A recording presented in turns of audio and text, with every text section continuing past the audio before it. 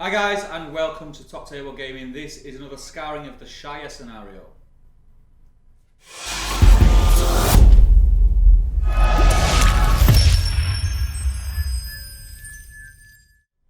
Hi guys, I'm Top Table Steve, and today we're going to be filming another scenario, like I said, the Old Mill from the Scouring of the Shire source. Today I have two champions in each corner.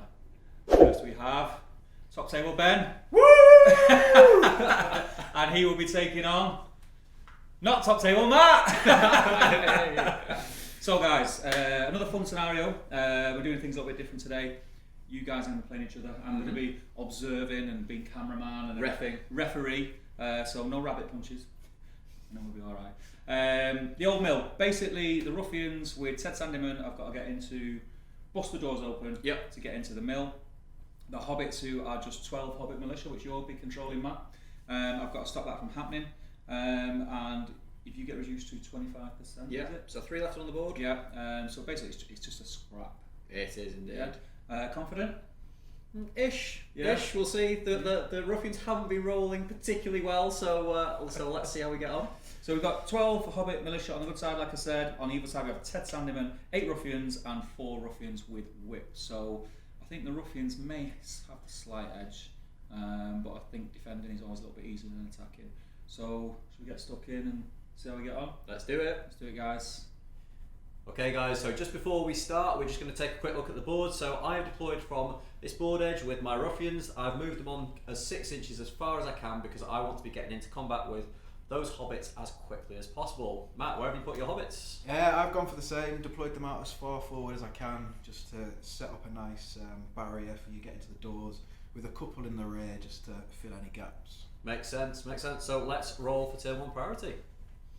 And it goes to the hobbits. So let's get down into movement.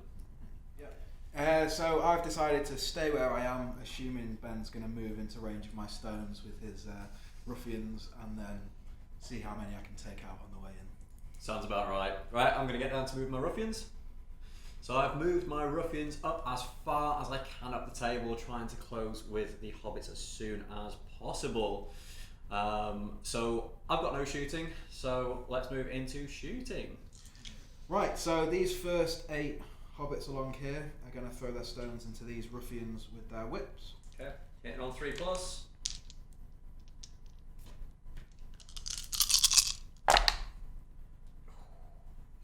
Not a bad start. And then needing... And then needing 5s to wound. That's 2 wounds. So we'll take those ruffians off the table. And then my last 2 hobbits will throw their stones into these guys coming down the other side. 3+. That's 1. And then a 5. Nothing. So priority turn 2. I lost a couple of dudes there, so I need to be getting into combat as soon as possible. Priority turn 2. 6 goes to evil. Okay, so I think, as I said, I want to be trying to get my guys into combat as quickly as possible, so I'm just going to be running them at the hobbits. So I've moved the majority of my ruffians up. I have still got 2 that have got whips, which I'm going to try and whip on my way in. So needing a 5+, and neither of them do it, so they are going to just finish charging into these hobbits. So I think that is all but 2 of the hobbits tagged off this turn. So Matt, over to your movement. So I'm just going to leave them where they are, ready to fill in any gaps that no doubt appear. Makes sense. So let's get into some combats. So first up, we're going to start left to right. So we are going to go for this combat here. So I am outnumbered 2 to 1 here.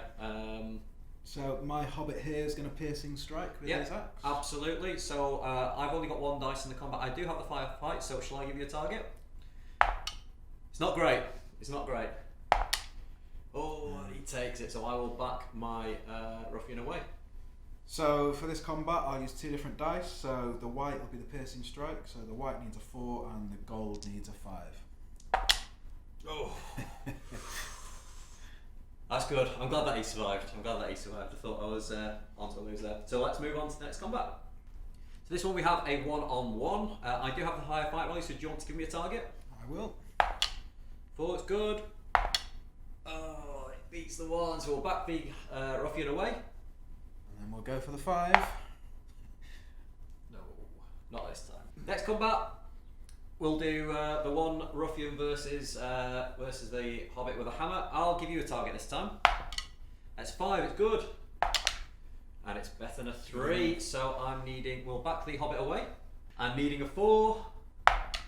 Oh, it's the first hobbit out of the game. So first blood for the hobbit. So let's move on to the next combat. Out of the tray. That's 5. 2 to the hobbit, so let's back that hobbit away. Needing a 4.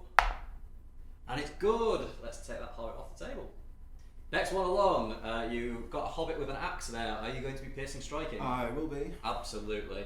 So let's see what we get. All 5, it's good. Loving these 5s versus 2s. So we'll back the hobbit away.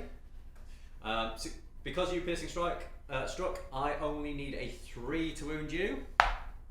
And he is out of there. Next combat along. So we've got the 1 ruffian versus the hobbit with a hammer. Do you want to give me a target? I'll give you a this target this time. That's a better way round. I'm going to get a 2 this time. Oh, so I'll back my ruffian away. So needing 5. Needing 5s again. Glad that he's surviving. Let's move on to the next combat. So we have got another hobbit with an axe and a ruffian with a club. Are you going to be piercing striking? I will be. Excellent, makes sense. Oh, it's a 6. Needing 3s. And there it is, another hobbit off the table. It's becoming a bit of a whitewash from these ruffians. Could be a quick game here. Next one along, we have got one of the ruffians with the whip, which is going in on one of the hobbits with an axe. Do you want to give me a target? Another piercing strike, and here we go. Oh, that's only just. But yeah, let's move that hobbit back. Because he piercing struck, I'm only needing a 3 to wound this poor little hobbit. Oh, he survives! Let's move on to the last combat. Are you going to be... Oh, he's got a hammer this time, so... Matt, do you want to give me a target? Oh, it's good. This could be where the hobbits get the revenge. And, oh, they do, so let's move the ruffian back. And then needing a 5 to wound again. Oh, no wounds for the ruffians this turn. So I think we have done all the combats. Let's go back into priority. Okay, so turn 3 priority. That was quite a savage turn for the hobbits. I'm feeling a bit sorry for Matt now, I must admit. So quite a few hobbits were taken off the table then. It has kind of redressed the balance a little bit for me. So Matt, you could probably do with having priority here to be able to tag off. Let's see how we get on. Oh, 6, and it goes to you. So let's get down into movement. So I'm going to move everyone up, tie up as many as I can, and then these 2 hobbits on my right flank, I'm going to try and swing round this guy at the end and start moving towards Ted. Put a little bit of pressure on him, hopefully stop him getting near the door. Make it a bit harder for them to get in if I can keep any of these hobbits alive. So yeah, as I said, I've just moved everyone up, tied up as many of the ruffians as I can, and then swung around on this right flank to start getting towards Ted. And it's just going to be hope for the best. Makes sense. So I've got 1 ruffian and Ted to move, so I'm going to get on with that now.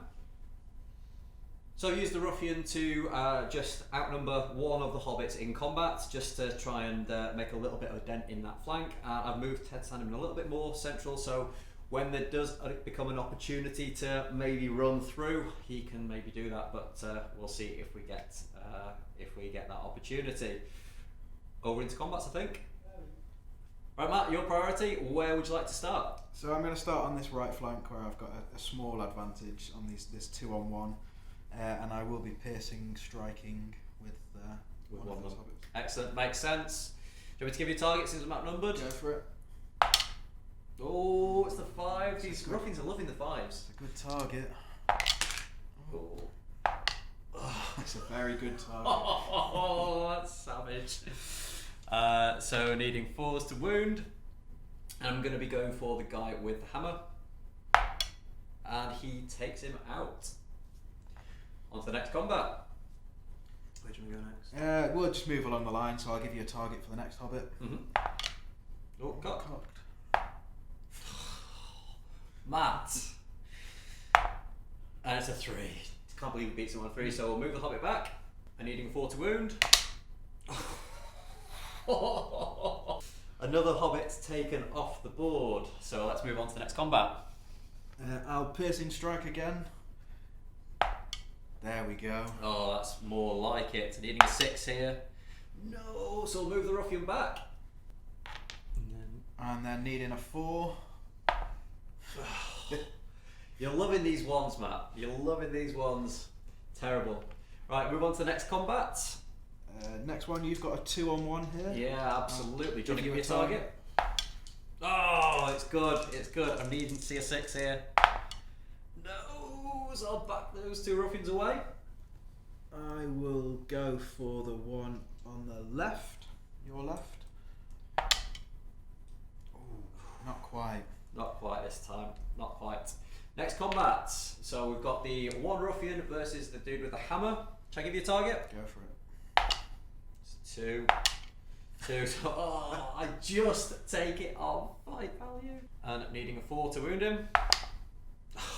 It's another hobbit there. Next combat, I have got a slight advantage. Or how do you want to split these? I've got an advantage here. Yeah, it'll be 2 2-on-1s. So yeah. I'll piercing strike with this first one, give you a target. Makes sense. 2. It's not very high. It's not very high, but I've been in this position before. I win it just on a 3. Now this turn, I think I am going to try and put him in chains. So I am needing a 4+, no 3+, because they're only strength 2. And he is in chains. So let's put a paralyzed token down on him. Okay, and with one of the hobbits in chains, let's move on to the next combat where I outnumber you again 2-1. Do you want to give me a target? Oh, that 2 again. Your rolling's been absolutely atrocious. I'm feeling really mean. You promised me these gold dice were good. We get guests on the channel and we just absolutely trounce them. So all I needed to be a 2. Oh, I just take it on fight value. Oh, let's back that hobbit away. Again, I am going to be rolling to put this hobbit in chains. So needing a 3+, and he is in chains as well. So we're now in the end phase, and there are 2 paralysed models. So Matt, would you care to roll a d6 for each one? On a 6+, they are going to be revived. So fella on the left. Oh, not quite. Fella on the right. No, so they are both still paralysed going into the next turn. Are your fortunes going to turn around in this turn, do you think? I'm going to go on a limb and guess not, but who knows? I'm feeling a bit mean. Alright, let's roll for priority and see if we can make any changes. And priority goes to me. Okay, so I am going to try and make a bit of a break for the door here. So I'm going to try and tie up as many of these hobbits as I can. Hopefully, these guys that are paralysed won't, or that are in chains, won't free themselves at the end of this turn. So let's go for it. Okay, so some of my ruffians have made a break for the door, and Ted Sandyman has seen his opportunity to try and sneak through as best he can. So he's on his way towards the door. Matt, I think I've tied up everybody other than the 2 paralysed guys, or the guys that are in chains. So I think, should we jump straight into combats? Let's go for it. Okay then, right, so we'll start as we have done on at the top left of the screen with 2 ruffians versus 1 little hobbit. Are you going to be piercing striking this time? I will be, and I'm also retiring the gold dice. So keep your fingers crossed. Good choice, good choice. Do you want to give me a target? Oh, those twos! Those twos! Back that hobbit away. He is trapped, I think. So the poor little hobbit is trapped, so I'm going to be doing double strikes on him, needing 4s. Oh, here's one dead Very, hobbit. very dead. Take him away. Let's move on to the next one. We've got another 2 ruffians here versus 1 hobbit. Do you want to give me a target again, or is that roll? Is that piercing strike again? Is that bad luck for you? Shall I go for it this time? 5, it's good. You could win this on a 6. Oh, if it was in the tray. Oh, closer. Getting close to that 6. Getting close to that 6. Better than a 2. Let's back that hobbit away. So he could back away. Needing 4s to wound him. Oh, and he's another dead hobbit. Okay, next up we have another 2 ruffians versus what looks to be a very trapped hobbit there. Do you want me to give you a target again? I don't know whether it's working better for you or working worse for you. 5, it is beatable. Oh, there it is! The little hobbit that could. Hobbit hero. So I will back the ruffians away. So needing 5s to wound, I'll go for the guy that's moved towards the door. No. And with that, that is all the combats this turn. So we are in the end phase, so we will roll for the 2 hobbits that are in chains. So first one in the green hat. No, they are both still in chains this turn. So let's go into priority turn 5. So priority turn 5, it is looking a bit dire for the hobbits, I must admit. It could be all over this turn. So let's see who gets priority. You might be able to clinch it, maybe we'll see. And it goes to the hobbits. So Matt, over to your movement. He's just going to back away towards the door and again hope for the best.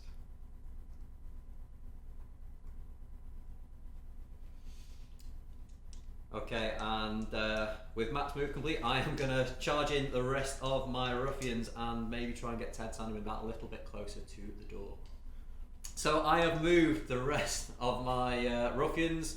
There is one very trapped looking little hobbit there. I have ignored the ones that are in chains because they are cuffed and kind of paralysed on the floor. There are 2 ruffians that have made it towards the door, and Ted Sandeman has got that little bit closer as well. There's no shooting, so should we get straight into the combats? Oh dear, poor little hobbit. So there are 4 big bad ruffians attacking this hobbit, and as you can see in the background there are 2 of the ruffians that are banging on the door, so we'll see if they do wounds on the door in a minute, but let's see what happens with this poor hobbit first. Do you want to give me a target this time? I do. I have a lot of faith in this little fella, so here we go. Here's the big 6. Oh, 2 again! Did we hope for anything different? Matt, that was awful, awful. 4 1s? Double strikes. Double strikes against this poor, poor, defenceless hobbit. Needing 4s. Ooh. They stamped on him for good measure as well. He's very dead. Let's take that hobbit out of there. So there are 2 ruffians banging on the door. They are strength 3. The door counts as defense 7 and it has 2 wounds, but it does always count as trapped. So I have 4 dice, needing 6s on here to see if I can knock down this door. No, not quite this turn. So last chance saloon for the hobbits. These 2 are going to see if they can wriggle out of their handcuffs. So guy in the green hat, obviously not. And last chance, guy in the red jacket, again. Oh, what are the odds? What are the odds? Okay, so at the beginning of next turn, Ted Sandeman could very easily walk and unlock this door for the ruffians. So for the purposes of this scenario, I think the ruffians and the evil side have won. Let's get in front of the camera and have a bit of analysis of what happened. Okay guys, so that is the end of that scenario. It ended up being a bit of a mauling, if I'm completely honest. It seems like a scenario that is slightly weighted towards evil, I think. Yeah, absolutely. I think you start with a very similar number of models, but obviously I've got a higher fight, so I should be winning slightly more combats. And obviously I'm wounding you on 4s, whereas you're wounding me on 5. So essentially I'm wounding you kind of half the time, whereas you're only wounding me 1/3 of the time, even if you win those combats in the first place. So it is quite heavily weighted. Yeah. I think it didn't help that Matt couldn't roll higher than a 2 on most rolls. I was feeling bad. I don't know how you must be even feeling changed your bad. dice and still rolled a 2. I think that's all my bad dice for the year condensed into one. Yeah, so you got them out of the way. Hopefully, Got them out of the way. For me, watching it was fun to watch, even though you did get like pulverised. I was about to ask you if you enjoyed that game, but I feel a bit mean saying that now. I think like I would say it's slightly weighted towards the evil side. I think going forward, if we were to replay that, we did mention sort of mid game, we'd maybe make a bottleneck on the path into the old mill, which makes it a little bit more difficult for the evil side to get across because that's a jump test, etc. And the hobbits possibly could just crowd out that bottleneck and stop the evil side from getting in for a little bit longer. I think maybe throw stones. That was the champion of that game for the hobbits. If you got another turn, maybe deployed that a little bit further back, because I know you deployed right forward. So if you'd have had a turn of throwing stones, because you knocked out 2 very kind of early in the game, and I was all of a sudden thinking, oh my god, the numbers are starting to go in the hobbits' advantage. And actually, even though I've got the fight value advantage, when you've got 2 dice to my 1, all of a sudden it kind of really does start making a difference, and you only need to win 2 or 3 to then really, really outnumber me. I think that's what I would have changed if I'd done it again. I think I got my maths slightly off. If I'd deployed 2 inches further back, it would have potentially given me an extra round of throwing stones. If I'd taken out another 2, then I think it's beginning to look a little bit better. I can then hopefully try and get more dice in the more combats. of a bottleneck by that door. And hopefully rolls for better dice. I think that's the key. It's a combination of, I think, the evil side having a slight advantage. The evil side had might as well, remember, which in the end it didn't get used and wasn't needed. But I think going forward that would be some of the changes that we'd make. Have you played this scenario? We know how you think Matt played the scenario. How do you think Ben played it? What do you think of the tactics? Would you change anything? Let us know in the comments below. Also, we do have some bits and bobs in below that people can read. What are those, Ben? We do. We have our link to our Element Games affiliate account. So if you buy anything, any toys, any hobby stuff, any paints, make sure that you're clicking on that link. And if you're buying through Element Games, it gives us a little kickback and it helps support the channel. We've also got a link to our Patreon, which helps keep the lights on here and really encourages us to get more battle reports like this on camera. We've also got links to all our social media accounts, including our Top Table Gaming Community Facebook page, which is a great community. It's great community feel, loads of stuff going on in there, so make sure that you go and check it out. And that's it, guys. Thank you so much for watching. I hope you enjoyed, and we will see you guys in the next video.